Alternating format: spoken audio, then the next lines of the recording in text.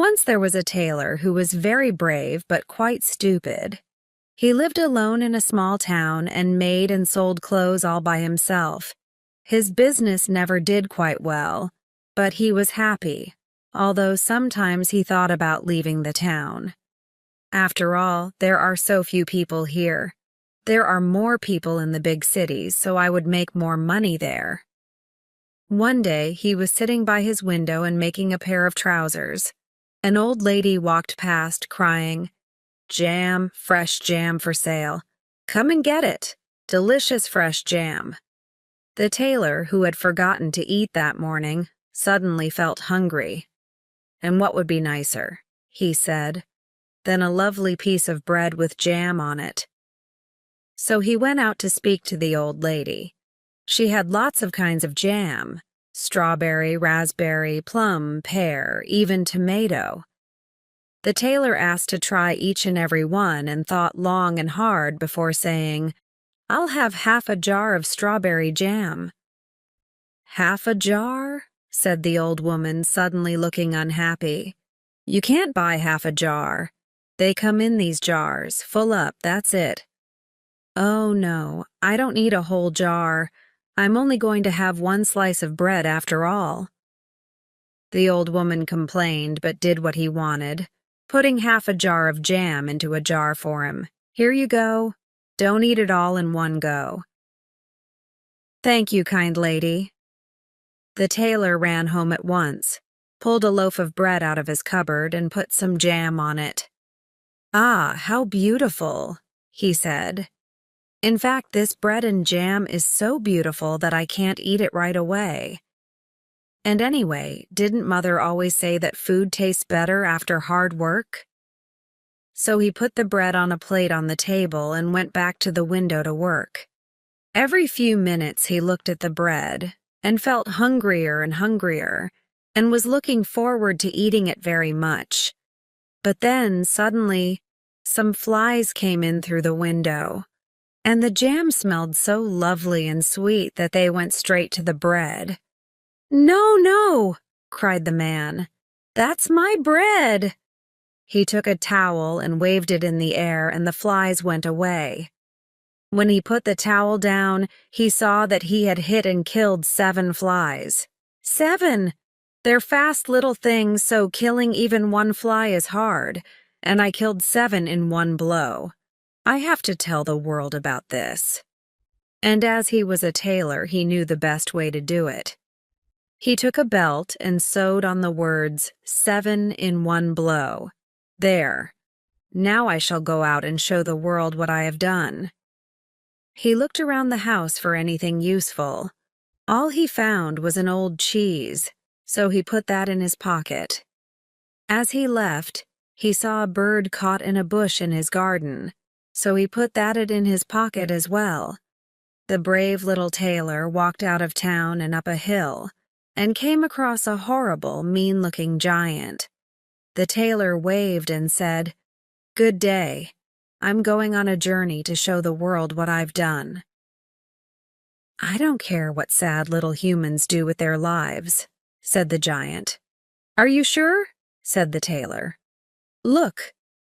And he showed him his belt with the words, "7 in one blow." The giant gasped. 7 in one blow? That is a lot. I have only killed 3 in one blow myself. All right then, let's see how strong you are.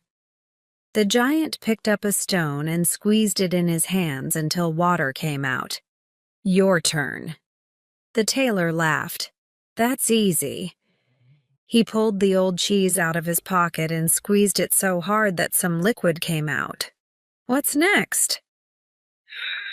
said the giant. "Try this." He picked up a rock and threw it far away. Good throw, but look, it landed on the ground. I can do better. I'll throw a stone so hard that it never touches the ground again. The tailor reached into his pocket, took out the bird, and threw it into the air. The bird, who was of course happy to be free, flew far away.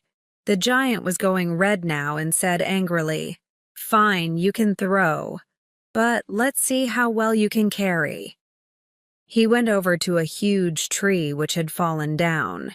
"If you are so strong, help me carry this tree into the woods." "Of course," said the tailor. "You take the end with the roots. I will take all the branches and leaves, as that part is much bigger, and so is much heavier." But really, the tailor just sat on a branch, so that the giant carried all of the weight, and he got a nice easy ride. As they went, the tailor sang songs and made jokes, and finally the weight of the tree was too much for the giant, and he stopped and fell to the ground. "I give up," he said. The tailor jumped out of the tree and laughed. "I still have lots of energy." "You are such a brave little man," the giant said. "So why don't you come stay the night in our cave? We giants would love to have someone so strong stay with us." The tailor said yes, and when they arrived at the cave, they found several giants sitting around the fire, eating whole sheep. The giant showed him a huge stone bed that was far too big for him and not at all comfortable. So when the giant had left, he got off the bed and went and found a corner to sleep in. As soon as midnight struck, the giant got up, took a great iron stick and hit the bed, breaking it in two. "That's the end of that annoying little man," he muttered, and went back to sleep. Early in the morning, the giants all went hunting and forgot about the tailor. The tailor woke up, found he was alone, and went back into the woods. On the way, he saw the giants coming back from the hunt, and when they saw him, alive and smiling, they all thought he was coming to kill them, and ran away shouting. "Hey, where are you going, friends?" cried the tailor. "Oh, well, they weren't much fun anyway." The little tailor walked all day and finally came to a great city and a castle. He walked right into the castle, but feeling very tired, he lay down in the garden and fell asleep. While he slept, various people came and saw him and read his belt. 7 in one blow. "My word," they said. "He is a true soldier. He must have come to serve the king." So they went and told the king about him. When the tailor woke up, he found a man standing right next to him. "The king asks you to join his army," he said, "since you are such a strong soldier." "Well, why not?" said the tailor. "That sounds like a wonderful idea." It was certainly a better job than being a tailor. So the tailor joined the army, but all the other soldiers were afraid of him. "What shall we do?" they said. "If we get into an argument with him, he'll kill us all in a few blows." And one by one, the soldiers quit their job until the tailor was the only soldier left. And as you might expect, he was not a particularly good one either. "I must get rid of this darn soldier," the king said. "But carefully. He could kill all of my men if he wanted." So the king gave him an impossible task. "In the woods," he said, "there are 2 giants who are always stealing, killing, and setting things on fire. And worst of all, they attack travelers on their way to visit me. If you go and kill the 2 giants, I will let you marry my daughter, and you shall have half of all the riches in the kingdom. In fact, I will even send 100 men to help you." Killing 7 men in one blow was one thing, but killing 2 giants was another. So the king was very surprised when the tailor said, "Yes, why not? A lovely wife and piles of gold would be very nice. And don't worry, I don't need 100 men. A man who can kill 7 in one blow can do it alone." Still, the king sent his trusted servant with the tailor to make sure he did not lie. They walked to the forest, and then the tailor said, "Wait here, and I shall go and kill the 2 giants." So the tailor went into the forest and found the 2 giants. He waited until they fell asleep, filled his pockets with stones, and climbed a tree above them. He took a stone and dropped it onto the stomach of one of the giants, who woke up immediately. "Hey," he said, "why are you hitting me?" "You're dreaming, I haven't touched you," said the other. They went back to sleep, and the tailor dropped a few stones onto the other giant. "Oi," he shouted, "now you're hitting me." "I'm not doing anything, I'm just sleeping." They argued for a while, but finally went back to sleep. This time, the tailor took a nice heavy stone and threw it hard onto the stomach of the first giant. "All right, that's it," roared the giant, and hit the other giant in the face. The other hit him back, and it quickly broke into a horrible fight. They hit each other until they went purple. Then they pulled trees out of the ground and hit each other with those. Eventually, the giants hit each other so hard that they got tired and fell to the ground. The tailor climbed down and finished them off. He went and found the servant and told him he was finished. "Really?" said the servant. "You really killed both giants?" "Go and look yourself," said the tailor. So the servant went and found the two giants, beaten and bloody. "I don't believe it," he said to the tailor. "And you are not even hurt." "Of course not," said the tailor. "Now I have a princess to get to." But when he returned to the castle, the king did not offer up the princess, and indeed did not seem happy at all that the tailor had returned. "In fact," said the king, "I have one more task for you to do. Before you can marry my daughter and have half the riches in my kingdom, you must go into the forest and catch the unicorn who lives there. It has been attacking travelers and making all sorts of problems." "That's a piece of cake," said the tailor. "A unicorn isn't even as scary as one giant, and I just killed two. After all, I can kill 7 in one blow. Yes, I know," said the king. So the tailor went into the forest once again with the servant. "Sorry for pulling you into this," he said. "It must be quite boring." "No, no," said the servant. "I am really quite interested. When I was young, I wanted to be a brave soldier just like you." "Shh! Do you hear that? It is the unicorn." And the tailor ran off, leaving the servant behind. He found the unicorn running around the forest, and the animal was indeed very fast and dangerous. "If I'm not careful," he thought, "it will kill me with its horn." And then he had an idea. The tailor ran in front of the unicorn, shouting, "Cooey, cooey, I'm over here." The unicorn ran after him, and the tailor ran away, stopping in front of a tree. "Oh no, the big scary unicorn is going to get me." The unicorn ran at him, but just before it caught him, he jumped out of the way, and the animal's horn went deep into the tree, so deep that it couldn't get out. "Piece of cake," the tailor said. He tied up the unicorn so it could not move, and then called the servant. "Wow," said the servant, who had been watching from a distance. "You really are a true hero." "Oh, stop," said the tailor. "Now help me carry this back to the castle."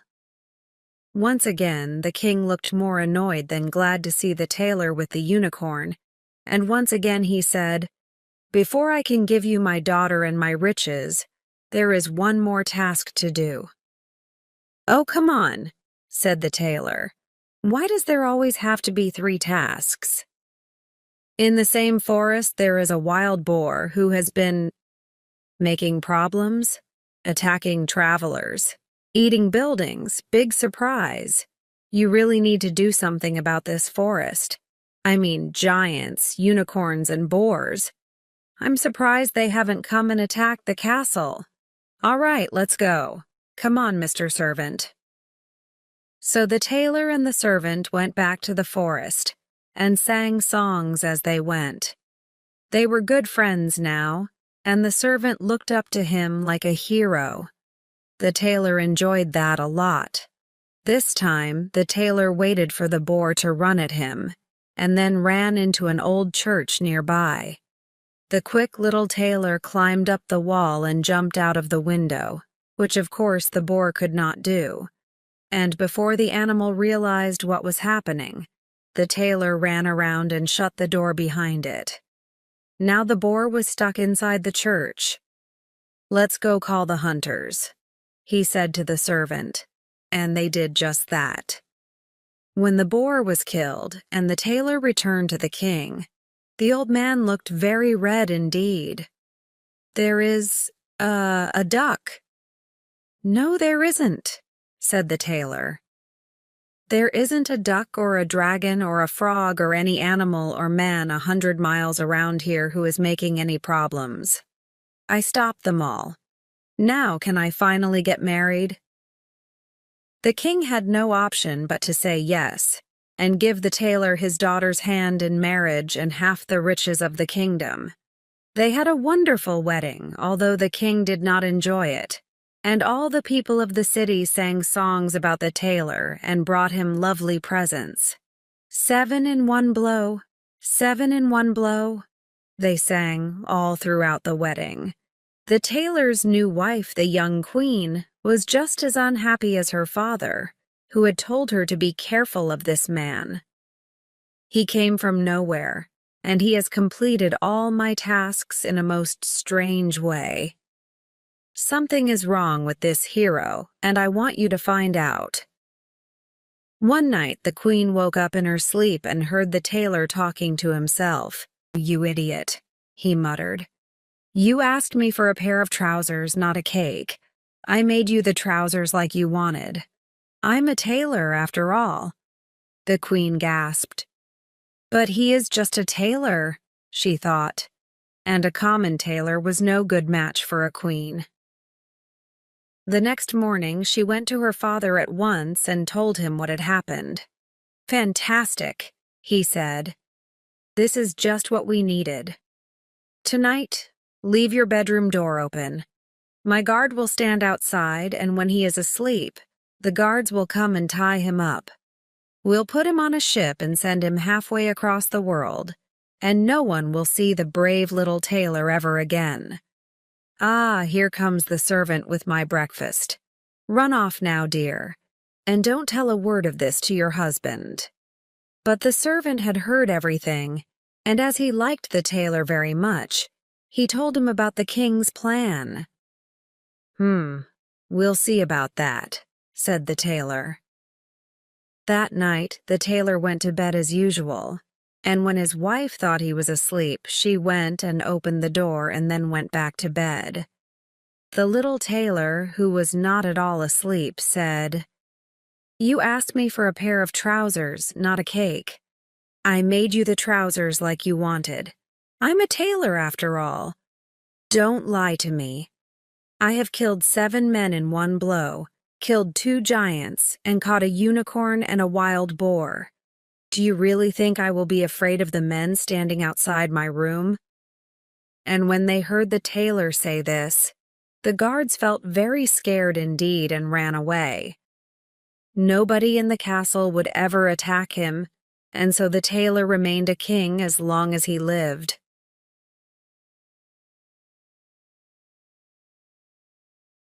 There are many islands in the sea near Scotland. This story is about one of these islands. The name of the island is Lana. Lana isn't big, but it's very beautiful. It's very quiet, too. There are no houses or roads or cars on Lana, but there's a castle. The castle is very old.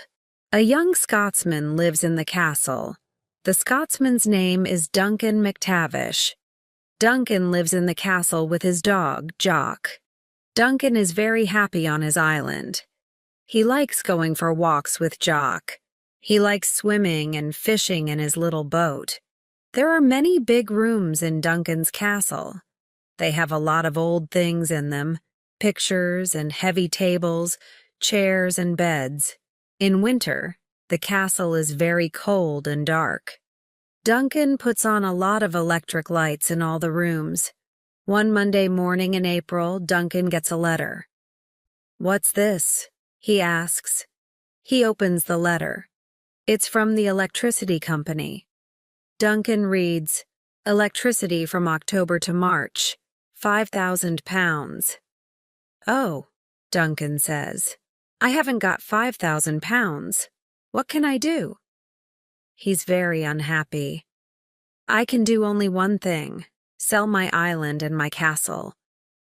Duncan telephones a man in London. The man's name is Mr. Moneybags. Mr. Moneybags sells houses and castles. "I want to sell my island and my castle," Duncan says.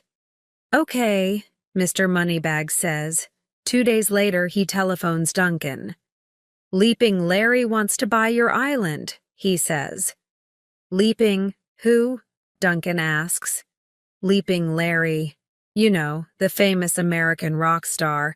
He wants to buy your island for his girlfriend." "A rock star," Duncan says.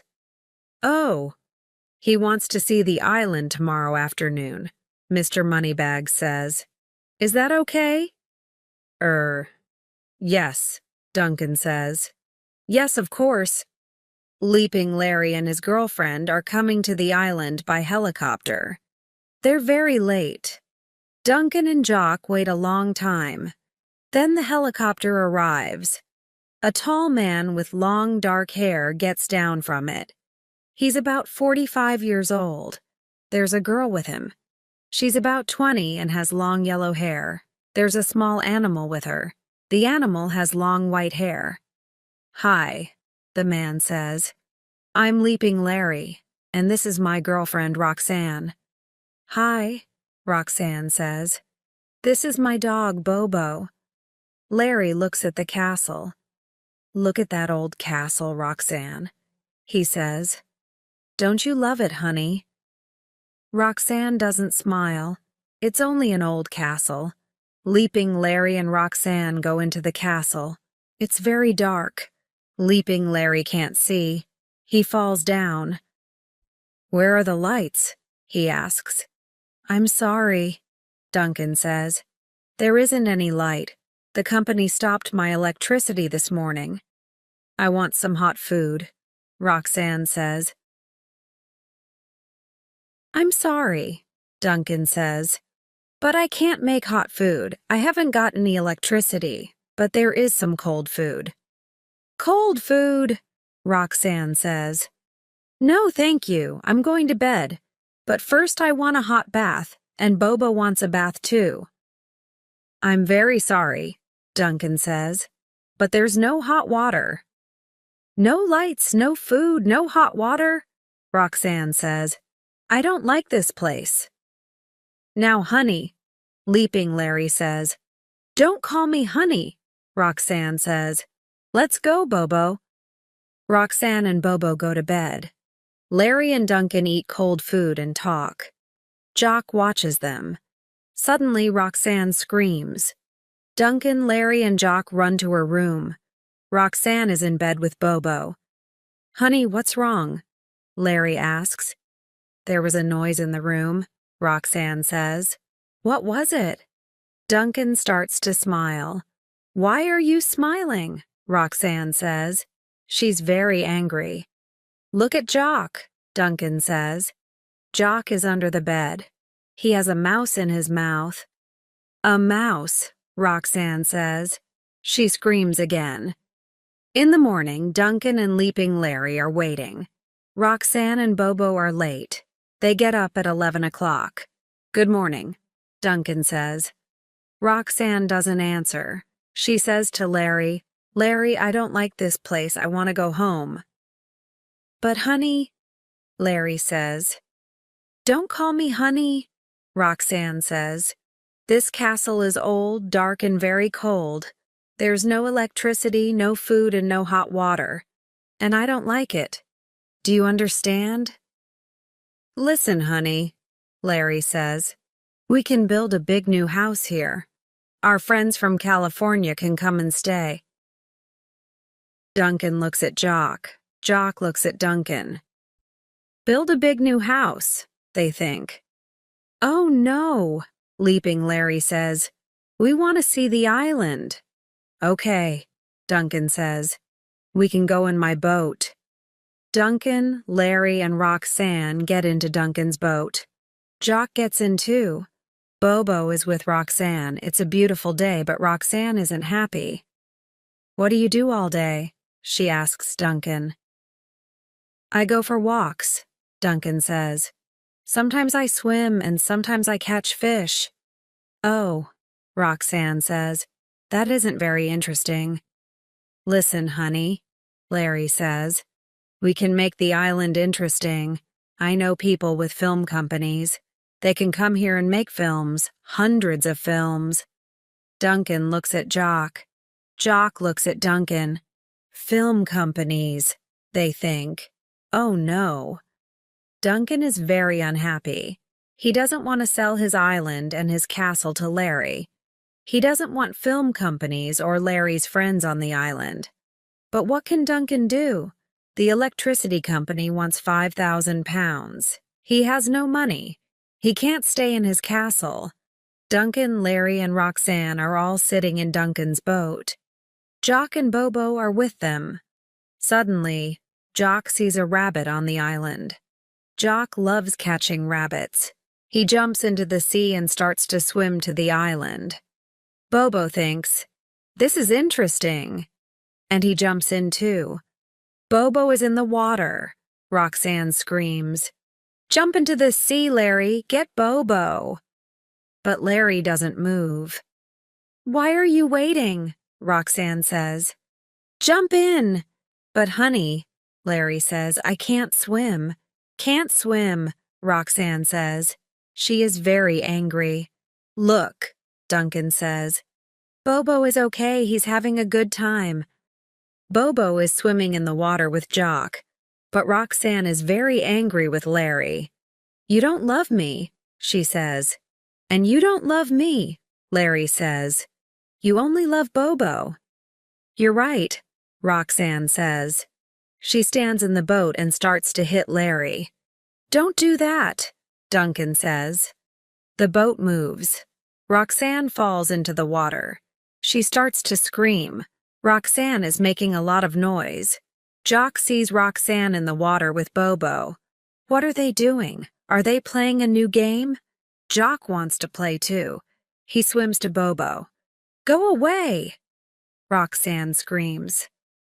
Duncan brings the boat near Roxanne. Roxanne gets into the boat.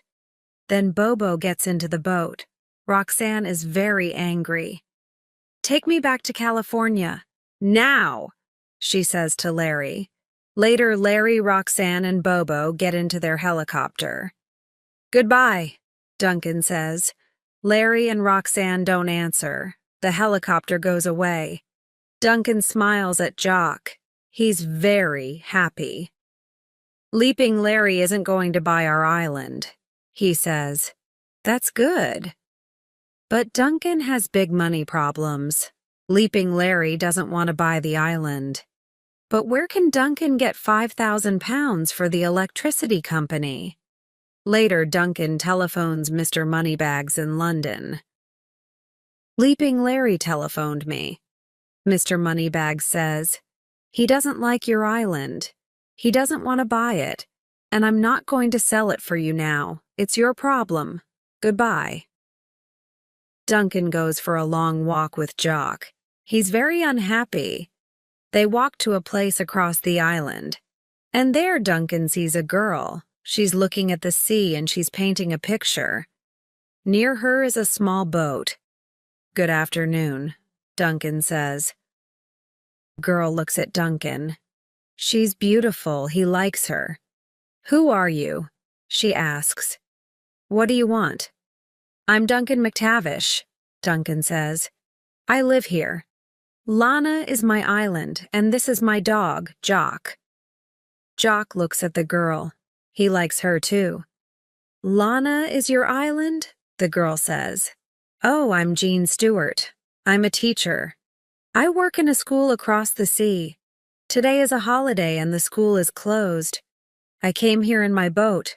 I wanted to paint your island. The light is very good and the colors are very beautiful. I can paint good pictures here. Duncan looks at Jean's picture. Yes, he says. Your picture is very good. Thank you, Jean says. Duncan and Jean talk for a long time. Where do you live? Jean asks. I live in a castle, Duncan says. Come and see it. Duncan, Jean, and Jock go to the castle. Your castle is beautiful, Jean says. Yes, Duncan says, but it's very cold and dark. There's no electricity. I have no money. I love my island very much, but I can't make money from it. Jean looks at the castle. Suddenly she says, Yes, you can. How? Duncan asks. People can come here for holidays, Jean says. They can paint pictures of your island. I can teach them, and they can stay in your castle. We can make a lot of money. Duncan looks at Jock. Jock looks at Duncan. You're right, Duncan says. Now McTavish painting holidays are very famous. Every year many visitors come to the island. They stay in the castle. They go for walks and paint beautiful pictures. They take their pictures back to their homes. The rooms in the castle aren't cold and dark now. Duncan and Jean have a lot of money. There is no problem with the electricity company. And Jean makes very good food. The visitors are very happy. Duncan and Jean are married now. They have 2 children, a boy and a girl. Jock loves playing with the children. Duncan often sits in his little boat. Sometimes he catches a fish, but usually he sleeps. He's a happy man.